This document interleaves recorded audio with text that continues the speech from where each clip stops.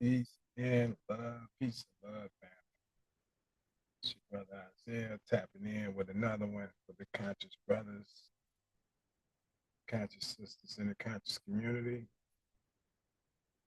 Keeping the struggle because we know that it's through the struggle that we grow. Also, I like to say that it is, in fact, a slow process of progress, that the race is never to those that move swift, it's to those that remain dutiful. So make sure you stay in this for the long haul. Y'all already know my videos, they never constitute any legal advice. I'm not a legal counsel. I'm not an attorney. Just your brother sharing with you education and information about my walks and about my travels throughout my journey called life. And I like to extend these honors to you because when you're honoring man and woman, you're honoring yourself. And also, I like to give adoration to the Most High, Allah, who is the head, the temple of my life, and extend that same love, courtesy, and acknowledgement to all of his messengers and prophets. Peace to all of you. And grand rising to the indigenous people of the Americas. How's everyone? Myself, blessed. I'm taking everything in steps, stages, and degrees, constantly unfolding in the womb of these two different worlds. One real and one fake or fictitious in nature. All right, so this one right here, I'm talking about the bill of exchange, or what we would call the bill of lading. So,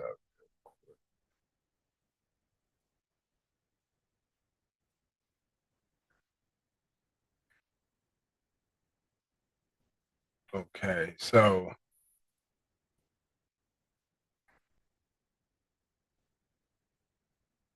we're dealing with the definitions when you're dealing with bills of lading. One definition is cosign or a consignee. A consignee is the person whose name is in the bill of lading as the person to whom the goods are to be delivered. So the consignee will always be the named person who the obligation is due to. So if you receive a statement, you receive some type of obligation, the name written in there as the person that is due to, that's the consignee. All right, now the consignor means the person named in the bill of lading as the person from whom the goods have been received for shipment. All right, so the consignor is the person whose name is written in the bill as the person from who the goods have been received for shipment.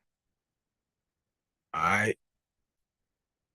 So the consignee is the legal person, and the consignor is the natural person who delivers the goods for shipment once he receives them. Now, goods means merchandise or property or personal property that has been or is being or will be transported. So goods, they represent the transportation of property. You know, when you receive goods, you're receiving the right to transfer property from one person to another. Okay. Now, the holder means the person having possession of and a property right in a bill of lading. So the person having possession of the bill of lading, that person specifically holds a property right in the property stated in that instrument. Now, order means an order by endorsement on a bill of lading, right? So an order is when you do an endorsement. The endorsement is what gives the order, right? And a purchase includes taking by mortgage or pledge. So when you take it by mortgage or you take it by pledge, state means the state of the United States, District of Columbia, and the territories or the possessions of the United States. So when you're dealing with any state, according to this, you're dealing with the United States. All right, so it says in this section before clause 1, the words, unless the content of the subject matter otherwise uh, unless the content of the subject matter otherwise requires or omitted as necessary because of the restatement. The word action includes a counterclaim and a set off and a suit in equity, or omitted as necessary, unnecessary. The word bill means a bill of lading governed by this chapter, or omitted because of the section of the reverse title. The word person includes a corporation and a partnership, or two or more persons having a joint common interest, are omitted because in clause 3, the word personal property are substituted for chattel. For clarity and consistency, the word is being substituted for in course of for clarity. In the clause, the word state means the state of the United States are substituted for state and includes for clarity and consistency and reserved title. So it's basically what it's doing is it's telling you, you know, when they revise the title, instead of saying states of the United States, they just call it state. And it's a specific way that it's spelled with the capital S, which automatically is a codified gesture that this, instead of saying United States states, we just say state. And this will be codified between all the states that this is representing the US. So a lot of these things that I'm reading, like right now, these are the things that people must learn. Like they substituted the word bill for bill of lading, right? So a bill is actually a bill of lading, and uh, and instead of saying personal property, they changed it from personal property to chattel. So when you're reading in the code and it's talking about chattel paper, it's actually talking about personal property, but not having the right information resources to, you know, be able to decipher the information. You limit it with what you have. And that's why I offer a platform for people to come and be able to learn more or get more in tune with a lot of the stuff I put out. Yeah. So if you really want to, get more insight on like what I'm going over, the things I'm talking about, you need to tap in because in a minute, a lot of things I'm doing is going to be strictly in a private setting because even if it's public information, my presentation and my deliverance of the information is private and intellectual information that belongs to me. So if I choose to allow you to see what I'm doing or whatever, that's a gift. But if I choose not to, then that's something you're gonna have to figure out whether you want to actually tap in or not. So a lot of things you won't see anymore. You probably hear me break stuff down, but you won't see it. All right. In this chapter, the word common carrier are substituted for carrier because the source provisions restated in this section provided that the section applies to bills of lading issued by common carriers. And the word territory or possession is substituted for territory for consistency in the reserved title and with the titles of the United States Code. So instead of saying common carrier, they just call it a carrier. Instead of calling it territories or possessions of the United States, they just call it the territories. All right. Now, a negotiable or non negotiable bill, all right, a bill of lading is negotiable if the bill states that the goods are to be delivered to the order of the consignee and do not contain on its face an agreement with the shipper that the bill is not negotiable. So, as long as the instrument is negotiable on its face, then it's considered as a negotiable instrument. In a negotiable bill of lading the name of the person to be notified of the arrival does not limit its negotiability. And it is notice to the purchaser of the goods of the rights of the named person has to the goods. So most people they don't get it. And, even if you read this stuff, if you're not really tapped in, it's not going to really resonate with you. So a lot of this stuff, like that I'm going over and stuff, you really need to be with somebody that can actually break it down to you and show you the stuff. And it's really not meant to just take real quick and try to get a quick remedy. It's really something that you want to study and internalize so that it'll always be with you so you can utilize it. It's just like any music or song you want to use when you want to sing it. You can go in your stored memories and pull that up. And that's how you want to treat this exact same way. Inserting in a negotiable bill of lading the name of the person to be notified of the arrival of the goods does not limit its negotiability and is not notice to the purchaser of the goods of the rights of the named person has to the goods. Negotiable bill. A bill of lading is negotiable if it states that the goods are to be delivered to the consignee. The endorsement of the negotiable bill does not make the bill negotiable or give the transferee any additional right. A common carrier issuing a non-negotiable bill of lading must put non-negotiable or not negotiable on the bill. This paragraph does not apply to informal memorandums of acknowledgement. All right, so it says in this section, the word a bill of lading is a negotiable if states that the goods are to be delivered to the order of the consignee are substituted for a bill in which it is stated that the goods are consigned or designated to the order of any person named in such bill is an order bill.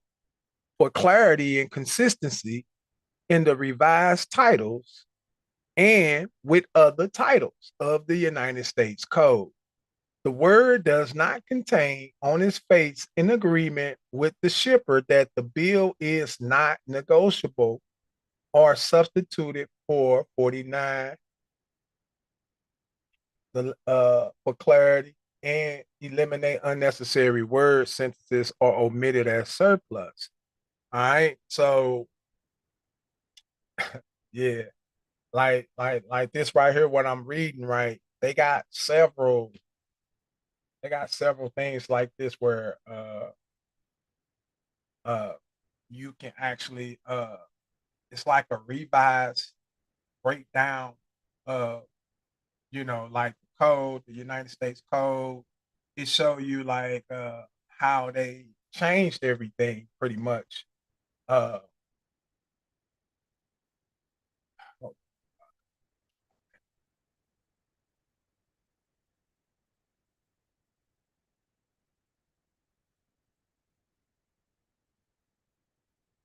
trying to do that.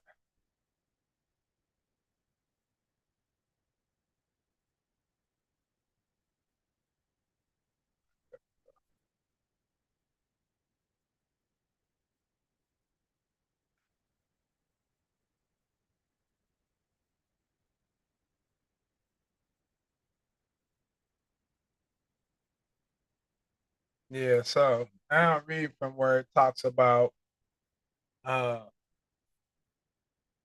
the forms and requirements that is required in order to negotiate an instrument, right? Uh,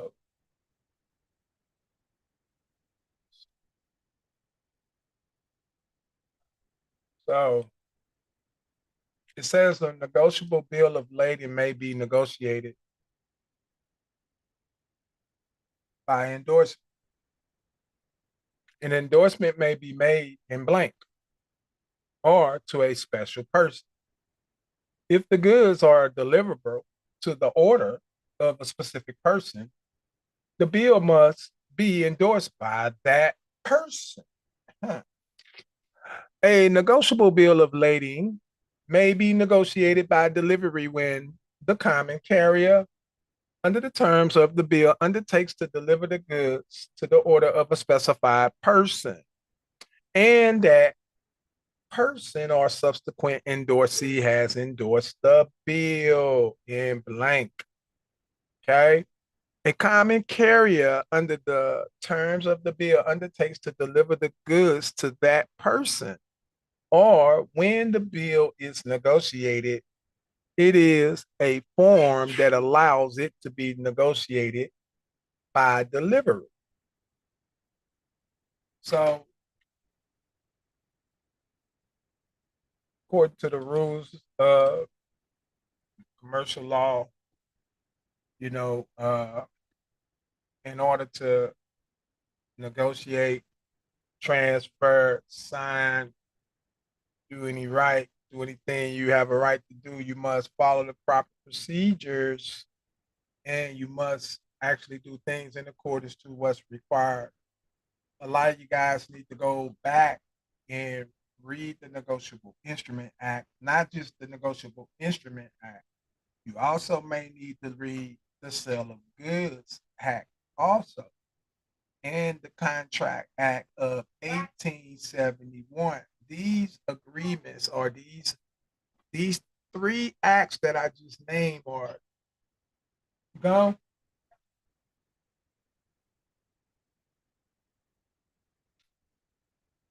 Okay. You look beautiful.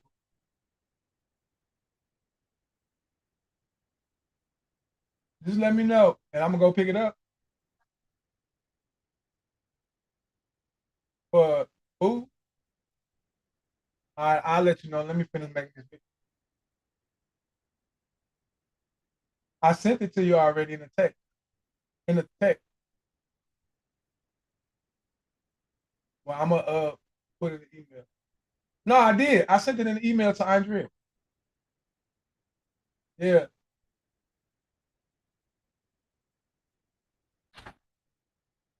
But like I said, man, uh I got a lot of great information for people that really want to. If you truly trying to find out how to deal with the situations that you got going on, and you really looking for somebody that's gonna give you accurate, correct information that works. All right, you need to tap in, man. You need to tap in. You know, uh, I'm at the point now to where uh, I don't know how long I'm gonna continue to keep, coming out, putting out information. I didn't put out enough information as is right now. I got enough information out to sustain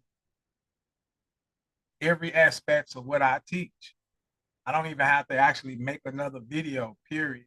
Just what I put out is enough for anybody that really truly want to get an understanding and learn. A lot of y'all are too enthused by entertainment. You like to be entertained, it's cool. You love entertainment. Why don't you entertain yourself with the truth, the correct information, so that you can utilize that? Like the reason why you need to get this now is because you got children. The time to teach them is now.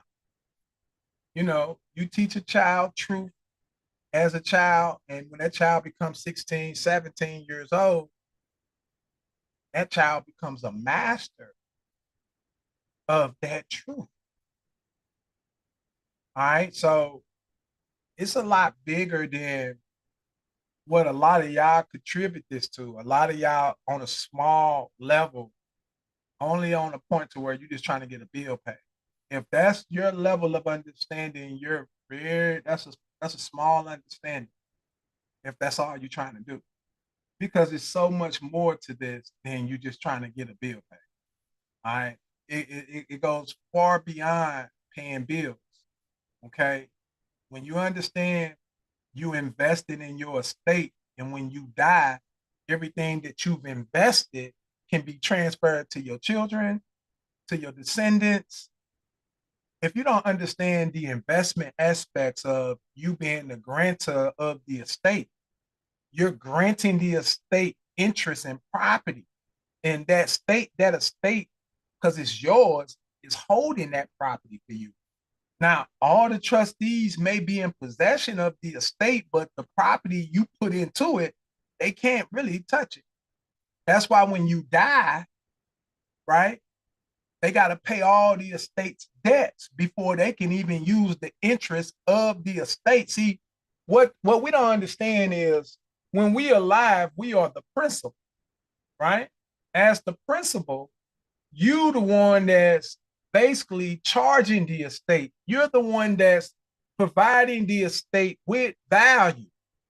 You're putting assets into your estate throughout your life. School accounts, applications, jobs. It don't matter. All of it goes into the estate. You are the investor investing into that estate or that person. And all your investments that you put into that estate are still there. Whether or not you know it or not, it's accounted for. And you, as the grantor, is entitled to anything that's in that account. But all of your investments don't mature until your bond matures. Wait. Wait a minute. Let me see. So when the bond matures, right? Now there's a conversion from the principal. Now the interest is fully able to be paid because now you transcended over. When you was in your principal person, then you were operating under the principal obligations of principal. But once you transcended, then all those accounts, the interest became open and available because there was a transition. And the one who basically acts as the executor over that estate now can fully have full autonomy to use the estate because the estate is fully financed, is fully funded from all of the grantor's life investments. The grantor, that's why you need a will, like I keep telling y'all go get a will made. Talk to Chat PT, tell it to make you a will. You need to, I don't give a damn if you don't think you got nothing at all. Get you a will. Assign all the interests of your estate to your beneficiaries. Everything in your estate, I don't care what it is, you assign all that to your beneficiaries. All right? Every account, everything. Huh? What's the benefit of you having an estate, having the ability and the blessings to fill it up, to transfer those assets to your loved ones? Did you know that you can set your estate up right now while you're alive? Did you know that? Did you know that you can appoint me to be your grantor right now? I mean, not your grantor, but your what's the word I'm looking for? Uh Administrator, executor, right? So any one of us can do it right now. It don't matter. All you got to do is be over the age of 18, right? And be competent, right? You can actually put it in. I can actually assign you by creating my will today and making who I'm gonna make my executive in my will. I can make you my executive. And right now, today, once I set that up, you can actually have the rights to actually be controlling my aspects of my estate while I'm still alive. You can be the grantor, the executor over my estate right now while I'm alive. Facts. But most people don't know that. And if they do know, they don't know the process of how to actually do that, to make that happen. You know what I'm saying? Or know how to take over in the state of a loved one who's passed on, in which you have relations and gives you a direct right to make a claim on that estate. You see what I'm saying? Because we just allowing the state to use all our family's estates. How many people you know in your family died that didn't have a will to pass down because they thought they didn't have nothing? They didn't know that the bank accounts, the school accounts, that all those accounts had interest. They thought they didn't have nothing. So they never thought of creating a will. They thought they needed a house, a car. They didn't know of the intangible assets or the you see, it's so many aspects of understanding property and property rights that we have to become cognizant of, right? Even if you feel like you have a small estate, you know what I'm saying, because you don't own a lot of large properties and things like that.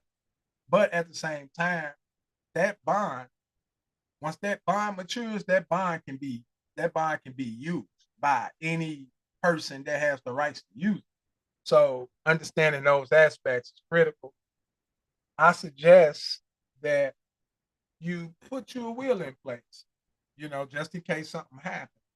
If you walk out the door today and the plane was crashed, you was around in that area, you know, I hate for you to been learning all this information, got your little trust set up, you got your little LLC, you jamming, doing your thing, doing your third thistle, baby, And then all of a sudden, wow, everything you didn't put into the trust, everything you've been doing, you didn't get a chance to create a will or nothing, right? And hopefully the trust is in the possession of another person that if something was to happen to you, you ain't the only one holding the trust. Because some of us don't even know how to even what we even doing for real. Like I'm gonna be real with you. A lot of people got to trust. We so worried about being private and so scared about being in the public that is it when you could never be in the public, you could never be public. You are a private person. All right. You are not, you could never be in the public. Ever. Ever, ever, ever, ever, ever, ever, ever. You can never be public. You're private. You're matter of fact, the vessel that you in will always shield you from the public. It will always be your shield, your protection. All they see is the body. They don't know the man in the body. They don't have a relationship with the individual who's housing this flesh and blood body. See, you got to understand that you got the flesh, but then you got a spirit man that houses that flesh. It's got to be something housing it, utilizing it. Without the usage of the person within it, the flesh is useless. It's just a piece. It's just a thing. You see what I'm saying? But you, the one inside that flesh, you are so much greater than what we see when we look at your flesh. But most of us are unaware of self. That's why when we enter into contracts and agreements and stuff like that, we never identify ourselves as a party in the agreement. We only see the trustee and us as the legal person or the debtor or the borrower or whatever, but there's never another party involved. So if you don't understand like simple stuff, like when you go to court and they charging your person, if you don't know that you are a first-hand witness and you can't express that to the extent that you think that you are the person being charged in the matter, then of course there's because you lack in the understanding. If in fact the legal person is an identity that you use and that identity was charged by Officer David, how could that be you? Oh, wait a minute. Let me run that past you again, because a lot of y'all still drunk. Y'all still don't comprehend the simple concepts, right? So when they ask you, they say they ask you for your driver's license. They didn't ask you for your license. They say, can we have your driver's license? That means you got a driver. Who is your driver? Because evidently you must be the passenger. Wait a minute. You got to see, because you don't understand the language yet. You still confused a little bit. They ask you for, can I get your driver's license? Your driver's license? Huh.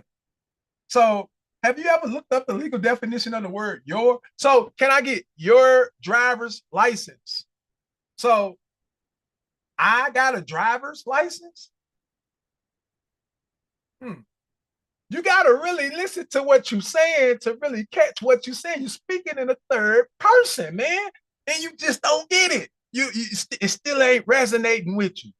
When they say, do you consent to me searching your person? Are you saying that me and my person are different? Because you're asking me for permission to search my person as if we're separate from each other. So you got to understand the duality of who you are, your spirit.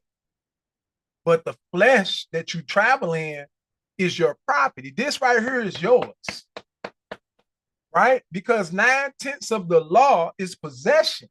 So if this is in your possession, the spirit has this in its possession, right?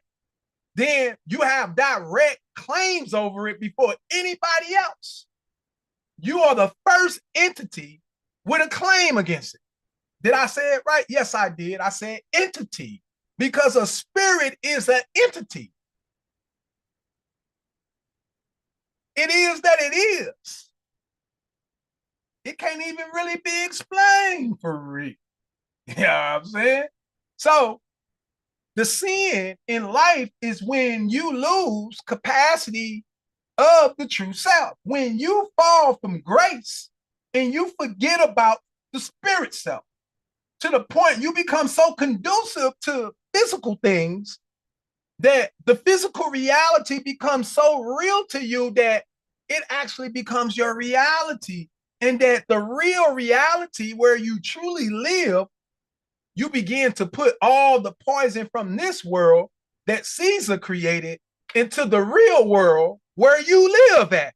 You're putting ice cream cake, polar sausages, all into your world that don't even belong in there. But because you're being induced by fraud, shaped by iniquity, lied to, deceived, taken advantage of, you don't know what's good. You don't know what's bad. You're like a little sheep being led astray. Every time somebody say, go get this, you go get it. It's a new disease out, go get this, you go get it. You see what I'm saying? You can't think for yourself. You can't use any logic. You're not able to read and comprehend simple concepts. You still don't know how to pay your bills. You still don't know the difference between a legal entity and a natural person. It's just damn,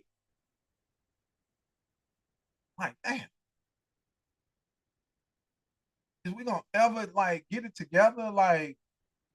To us, it's just a game. We turn everything into a game, man. Everything.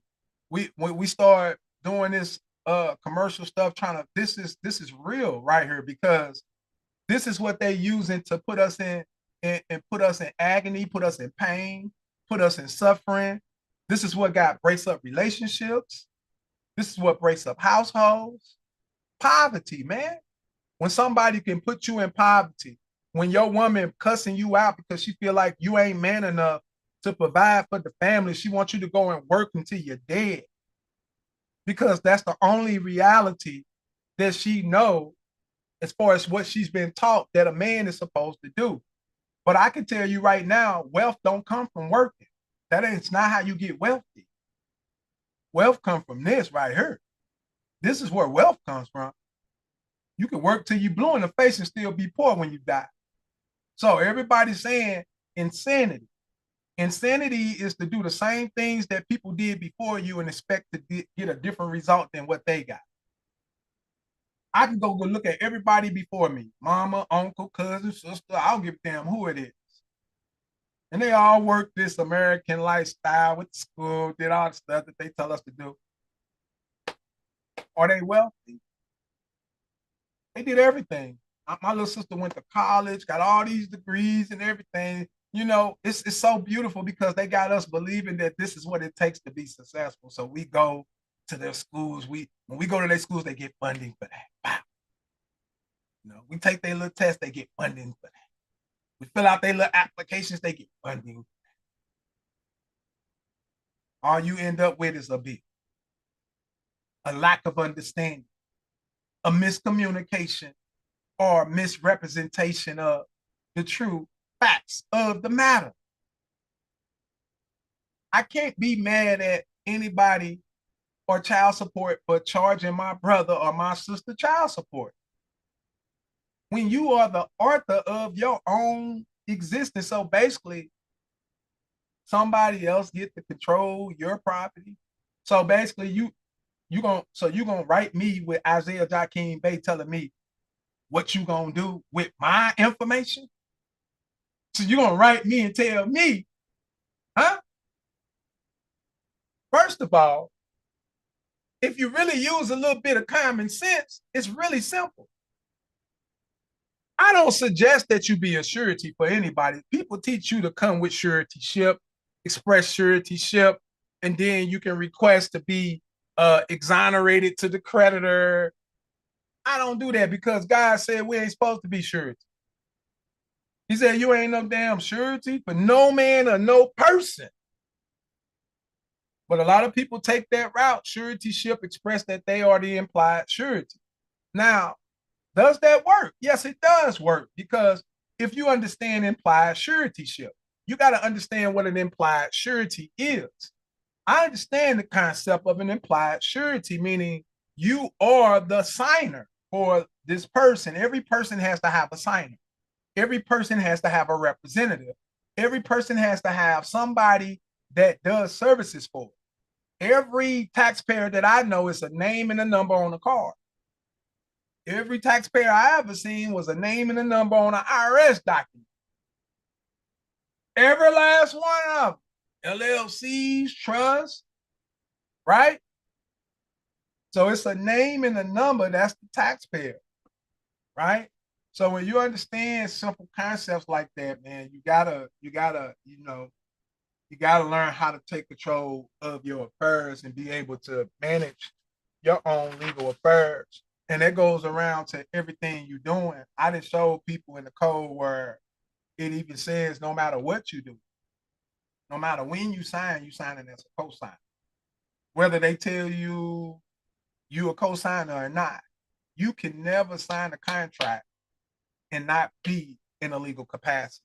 I'm gonna say it again, just so you can understand what I'm saying. You cannot sign a contract and not be in a legal capacity. because legally, the only way you can enter into a contract is to have capacity to enter into it. So every time you sign one, you're in a legal capacity. Now, if you don't understand what that means, that's something you're gonna have to learn what that means and get a better understanding of what I'm trying to convey to you. And once you understand small, simple things like that, it changes, how you would deal with a situation or your ability to deal with that situation in that specs, right? Now, this form right here, this is a passport application. I'm actually gonna do I'm gonna offer a service for this form right here, right? And this is not to get on the do not obtain list and none of that. Nope. This is something different that I've discovered for myself. I figured out some things for myself concerning this document right here. I've developed my own unique little process. And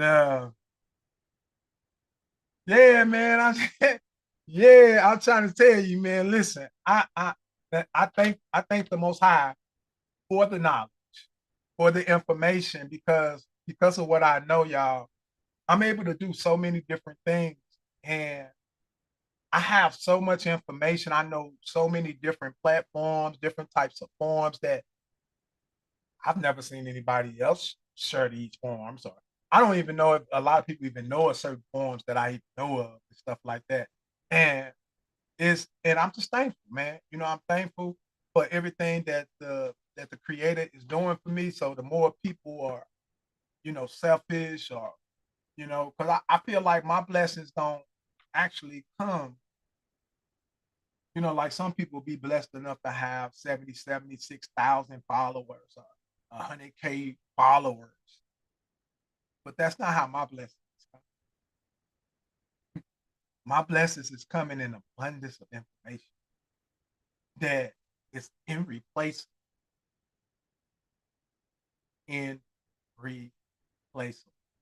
I wouldn't take 100K followers over this information that I'm getting as a download any day. Because with the information that I'm receiving and the discernment of that information, it opens up doors and allows me to do things and teach others how to do things that, man, it's just unimaginable, man. When you understand the aspects of things, right? I'm gonna leave y'all with this, right? You should tap in with me. If you really serious, you need to tap in with me. I can say a lot without saying too much. Where much is given, much is expected, right? So I'm responsible for what I'm doing and what I have. And that's why, like, when I was just reading what I was just reading, usually, I share the screen and show you where I'm coming from. But, you know, consideration, I consider the fact that you're gonna have to tap in with me one way or the other. You know what I'm saying? And it's almost no way to get around it's either that or you just ain't gonna get the information that I have. All right. So I'm gonna leave you with this. And this is one of the reasons why you need to tap in so you can get a better understanding of things, right? So you got a lot of gurus, right? That's teaching you something, right? So I'm gonna show you something real quick before I go. I'm gonna give y'all hold up. Okay. I'm gonna give y'all a little something. I'm gonna share a little something with you. This to bring a little clarity. Y'all go back and y'all can tell the people that y'all study with that they need to correct their curriculum because they've been teaching it wrong. And you could just tell them that Brother Isaiah, uh, People's Remedy, Building Better Minds, uh, this is where you got this from. And basically, I want you to tell them that everything that they teaching you under this concept is fraud and fraudulent. And it's a misinterpretation. And I will If I was the evil person and I wanted to cause confusion globally to all these people that think they know this information, I would actually push those videos as much as I possibly can to get more people to see them, because you're putting out misinformation from a lack of understanding, a lack of not putting in the work necessary to discover the true meaning or the true purpose of what you're teaching. Okay. So let me show you something. First thing we're going to look up is the legal definition of a tax.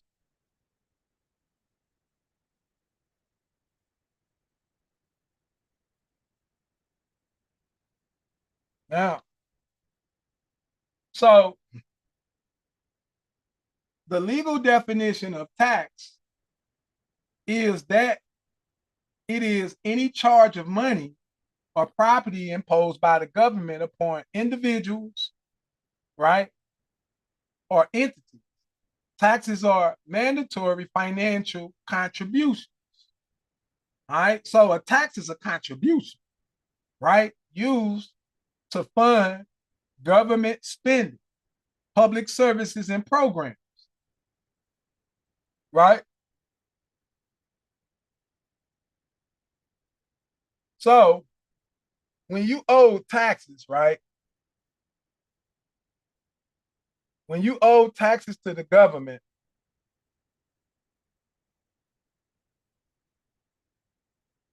the IRS will bill you.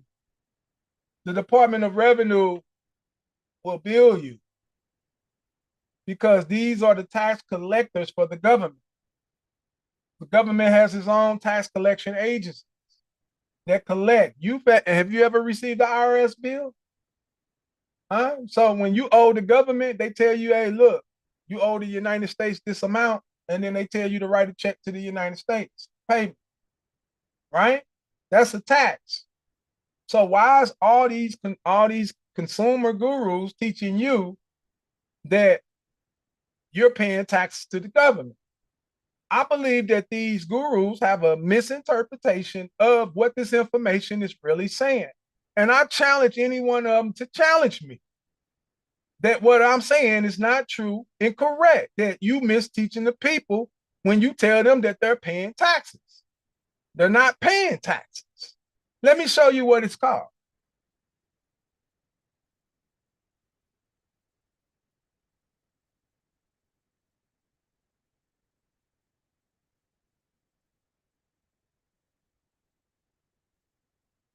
It's called a non-tax debt, right? Because it's not a tax.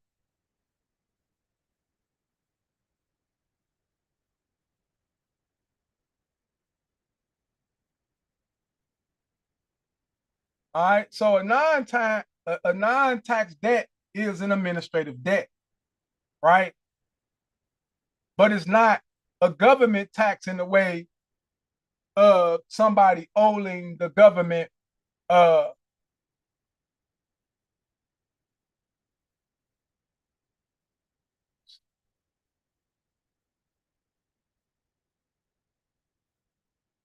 right, so the definitions. An agency is a department or an agency, court, administrative office, or an instrumentality of the executive, judicial, or legislative branch of the federal government, including government corporations, right? An accreditor agency means any federal agency that is owed a debt, right? And a debt means any amount of money, funds, or property that has been determined by the appropriate official of the federal government to be owed to the United States or an agency thereof by a person, right? By a person, including debt administered by a third party as an agent for the federal government, right? So all debt is due to the government, but all debt is not considered as government debt. All right. So you got government tax, which is debts, and then you got non-tax debts, right? Let me show you something real quick.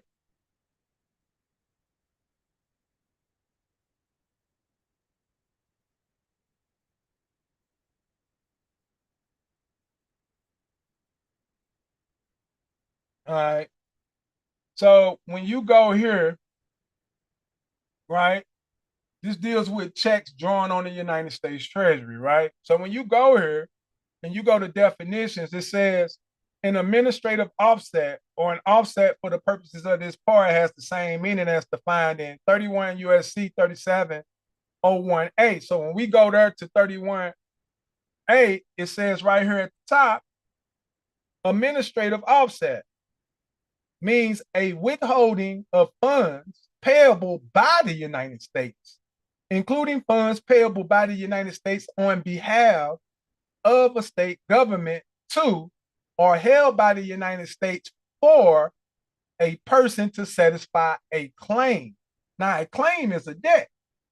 So, right, a non-government, a non-federal, a non-tax debt is any type of like credit agreement, any type of lending agreement that the United States approved to a specific person to receive as an advance balance of funds to purchase property or goods or services. So when you get approved for credit, credit can't be equated as a debt. That's why when you read the Fair Debt Collection Practices Act, it says an alleged or an assumed debt because a consumer could never be in debt because all consumer transactions are credit agreements. And credit is an amount to be received by the borrower rather than be paid by the borrower. See, it's a misinterpretation. So a United States non-tax debt is a debt due to the United States for the account of another party who has been approved for an amount that the United States should be paying. Now, a tax to the government is when you are in delinquent of a tax that the government has assessed and say, you owe us this money.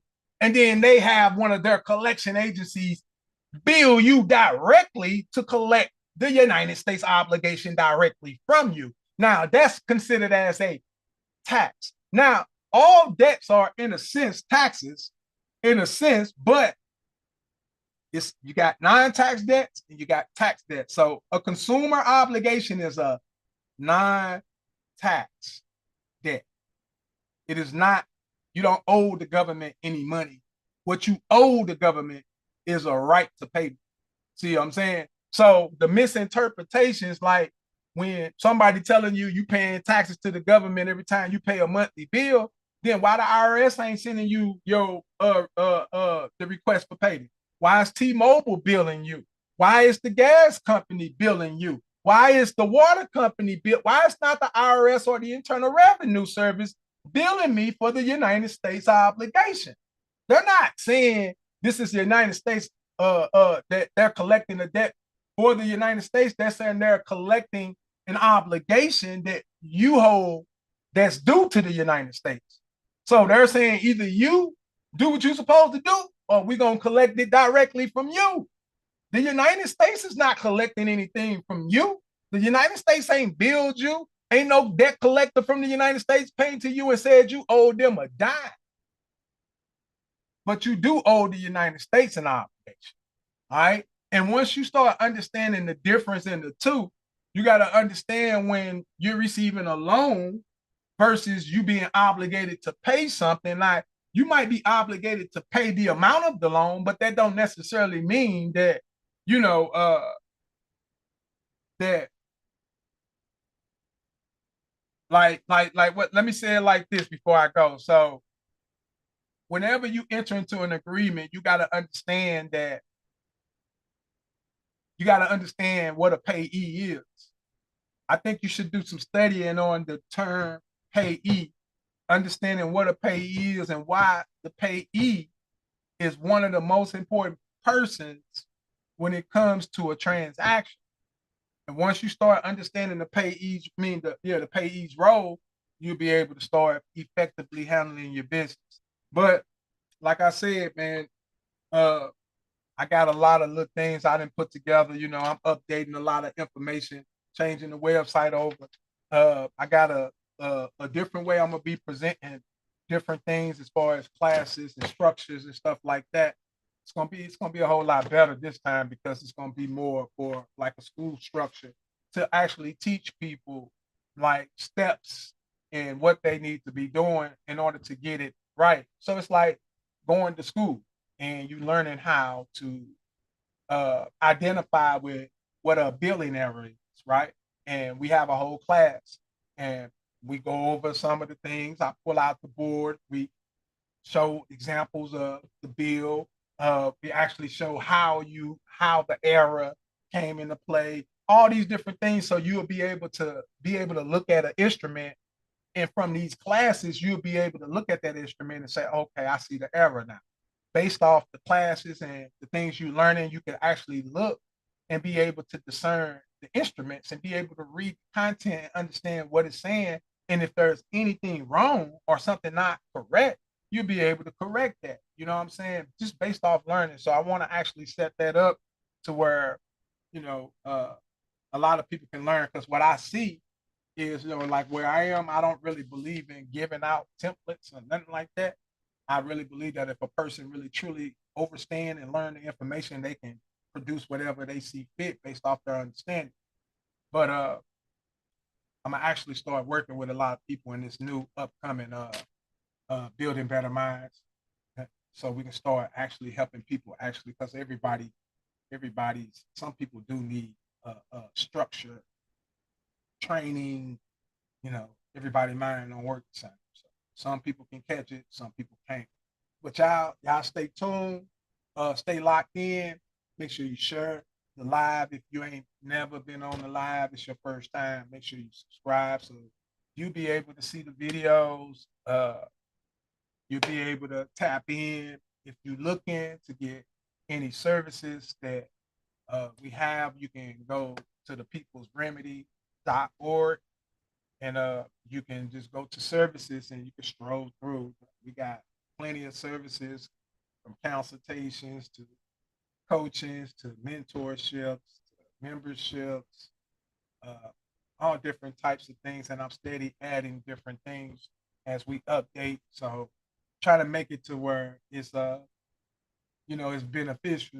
By the time you come out of this university, you come out with your scholarship, and you'll be able to uh, fully have full autonomy and control over all of your investments and your financial resources.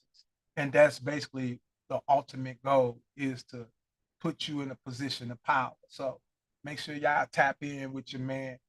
Thanks for tuning in. I leave y'all like I always do, in love and truth, peace, freedom, and justice, and equality for us all. Y'all have a blessed, y'all have a wonderful day. Catch y'all in the next one. I'm out of here.